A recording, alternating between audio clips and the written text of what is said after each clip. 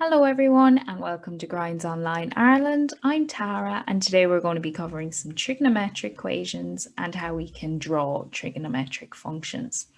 So our question today, a drop of milk is put into a cup of tea, creating waves on the surface of the tea which can be described by the equation y is equal to 30 plus n cos of 20t. What is the range of height of the tea? And what is the amplitude?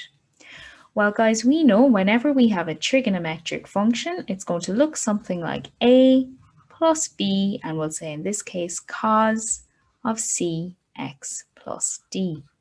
And we can usually draw that then looking something like this. The range, that's going to be the top value it reaches and the bottom value it reaches. So in this case, to find the range, we use the formula a minus b and a plus b.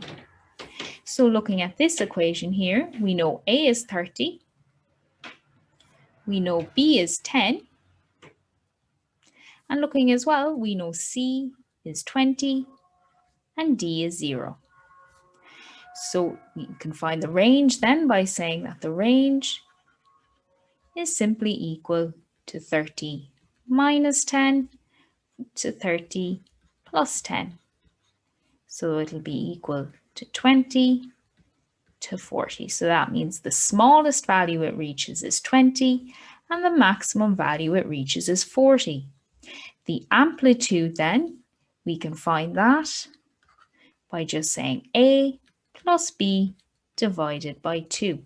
So that's going to be from the middle line of the sine wave or cosine wave up to its max point. It's going to be that distance. So that's just going to be 30 plus 10 over 2, which is equal to 20. So we know that the amplitude in this case, this distance here, is going to be 20. To find the period then, guys, what we have to do is we have to look at the value of the c, and the period, which just means the distance on the x-axis when it starts repeating itself again. So this will be the period. That's just going to be 2 pi over c.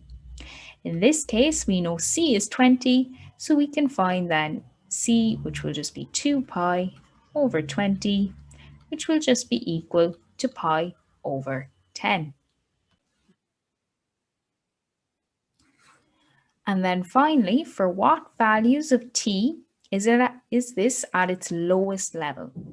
Well, we know cos starts at its maximum level, so we can call this our x-axis and this or that our y-axis and this our x-axis. And if we look here, if it starts at its lowest level, we know the period in this case is going to be pi over 20. It reaches its lowest level here halfway through the period. So we can just say the lowest level then reached